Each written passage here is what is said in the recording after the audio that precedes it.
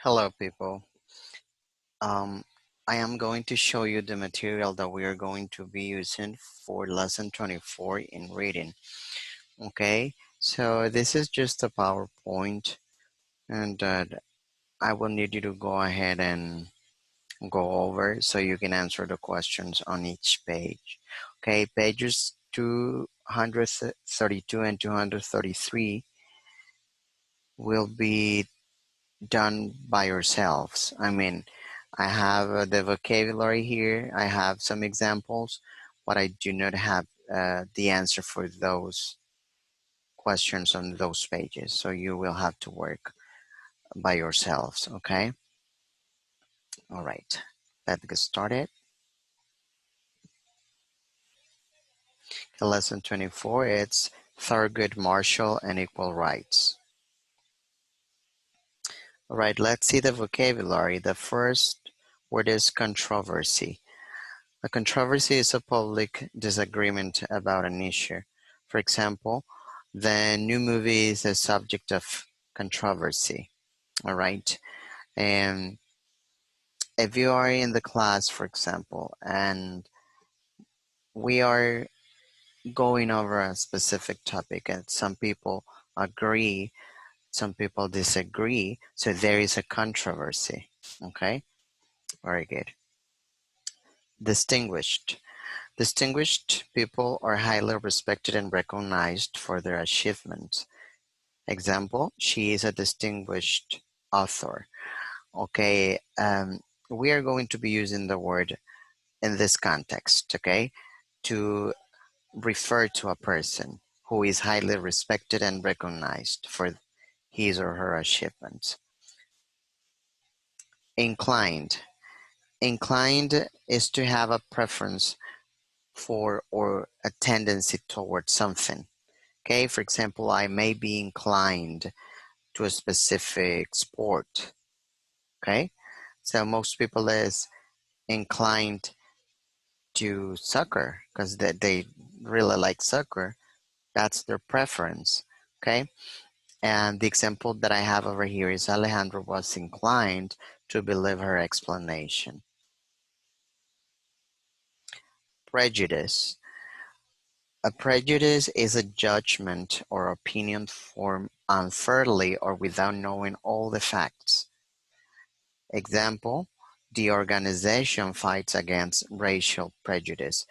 Prejudice, another example that I can give you is there is a new girl in the school. You have a new classmate. You don't know that person. You don't know that girl because it's actually the first day that you see that girl. And you start talking wrong stuff about this girl. You're saying like, "Oh, this girl is is this and this and that," or, without knowing this girl. So that is called prejudice. Okay, when you give an opinion in an unfair way or without knowing all the facts, you have prejudice. Okay, significance. Significance is the meaning or importance. Okay, if something has significance, it means that it is important. The example that I have for you is the discovery of fossils had great significance to archaeologists. Okay, let's move on. We're gonna start with the story. I'm gonna start reading each section and then I will read a question and I will read the answer as well so you can work. Okay, Thurgood Marshall and Equal Rights by Richard Stahl. 60 years ago, laws in some states were unfair to African Americans. The laws made sure that African Americans were segregated or kept apart from white people. African Americans could not eat in the same restaurants or sleep in the same hotels as white people. African Americans had to use different bathrooms in train stations and other public areas. They had to sit in the back of buses. Seats in the front were for white people. The message was very clear. African Americans were to stay in their place. The laws kept them unequal to white people. Okay, as you may notice, well, you already probably know what happened uh,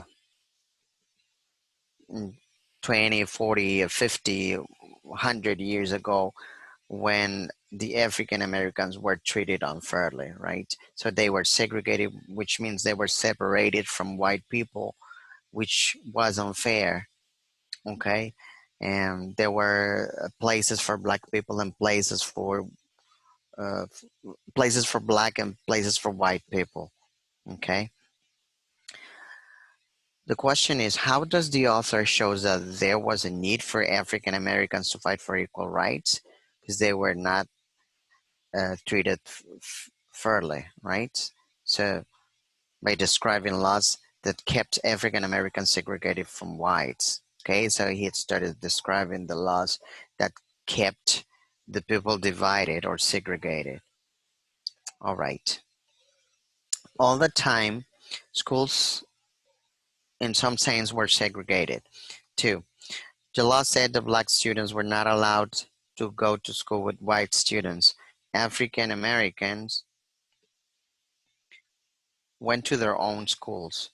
Schools for African Americans usually had less money for teachers and supplies than schools for white students.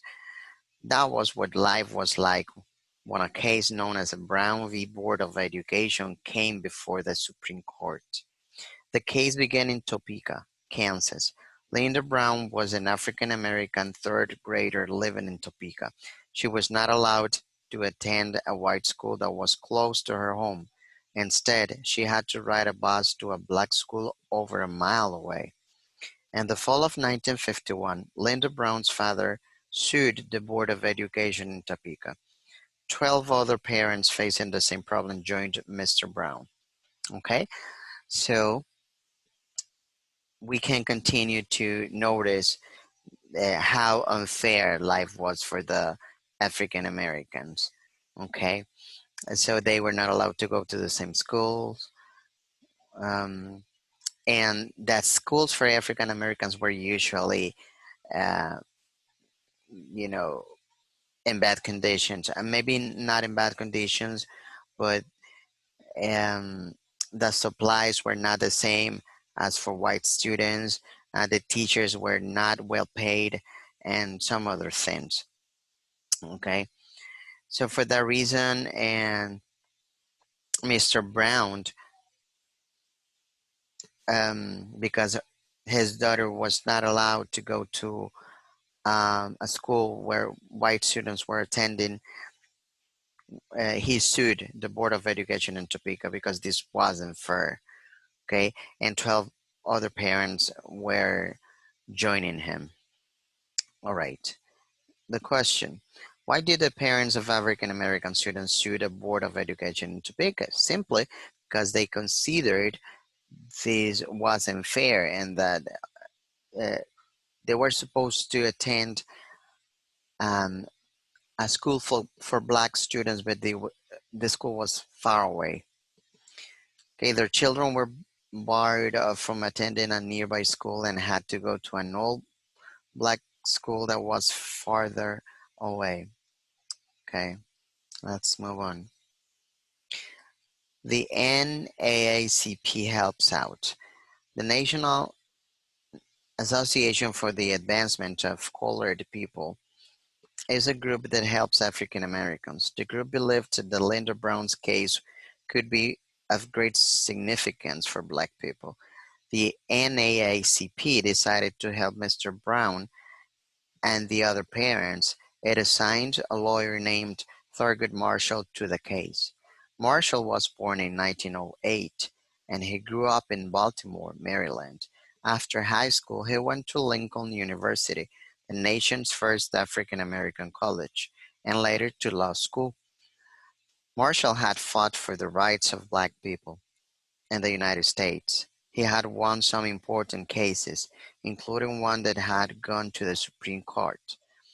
In that case, the court had decided that a Texas law was not fair to black voters. Okay, so as you can see, Marshall started working on this case. Okay, he was assigned to the case of Mr. Brown. How would a ruling in favor of Brown be of great significance to black people? Simply because it would mean that black students could go to the same school as white students. All right, let's see here. Marshall's closing argument. The Brown case went to the Supreme Court in 1952. Thurgood Marshall gave the final argument before the distinguished justices. The only way to get equality, he said, is for two people to get the same things at the same place and at the same time. To support his argument, Marshall described the research of a doctor. The doctor has shown dolls to a group of African American students. One doll was black and one was white. Most of the children said that the white doll was good. They said that the black doll was bad. Marshall argued that the experiment showed that the black students did not believe they were as good as white students. He believed the children felt this way because they were kept separate from white children. It was a really good argument, right? Hold on one second. Oh, here. According to Marshall, what did the experiment with the dolls show about African American students? Well, that they felt they were not good as white students, since the African American students or children were rejecting this black doll. That means that they were not believing in themselves, like they felt like they somehow were less than white students. All right. Okay, Marshall told the court that white and black kids played together all the time. They played after school, they played together in parks and on baseball fields. He pointed out that the only place they were apart was in school. Marshall said that separating black and white children was just a way to make black children feel inferior or less important. He described it as America's sorry heritage from slavery. Some of the Supreme Court's justices were inclined to agree with Marshall, others were not. Should black and white children attend the same school or not? The court could not make up its mind about the controversy. All right. The question, what was the controversy that Thurgood Marshall and the Topeka Board of Education argued about in the Supreme Court? Well, it's simple, whether or not black and white students should be able to attend the same school. And he was presenting some really good information, like the kids were playing together all the time, no matter if they were black or white. After school, they were playing together in parks, in fields, in um, different places. So he mentioned that the only place where kids were actually separated were school. It was school. I'm sorry. Okay, let's see here. Okay, a historic ruling. A few months later, Thurgood Marshall spoke in court again. This time, the 9 justices agreed with Marshall. He won the case on May 17, 1954. The Supreme Court ruled that segregation based on race was against the law. The case made Thurgood Marshall a famous man. He became a judge on the U.S. Court of Appeals. After that, he became the first African American justice on the U.S. Supreme Court. He served 24 years. In that time, he fought for equal rights for African Americans. And no one fought harder against prejudice than Thurgood Marshall. Okay, as you can see, he won the case on May 17 on 1954. So it's almost how many years? 54 to wow, I don't really know because I'm not good at math. But it's on May 17, it's gonna be like the anniversary um, because he won the case. All right, Let's see the question. How do you think Marshall's victory in Brown v. Board of Education affected African American students? Um, since it says, how do you think, guys, that's gonna be a question that you're gonna answer by yourself because it's gonna be your opinion, okay, according to what you have read already, okay? So you're gonna answer that question by yourself. All right, and the last part. Okay, before Brown versus Board of Education, okay, you can see some facts over here. The year was 1930. Marshall wanted to go to law school. He tried to go to the University of Maryland. The school rejected him because he was black, so that was sad. Then he went to Howard University Law School. He graduated at the top of his class and got a job as a lawyer with the NAACP. And then Marshall argued a case for a black man named Donald Morey. Morey had applied to the University of Maryland Law School. Like Marshall, he was turned down because of his race, which was unfair, of course. And then the argument was that since Maryland had only one law school, it had failed to provide separate but equal educational opportunities for non-white students. A very good argument. And finally, Marshall won the case.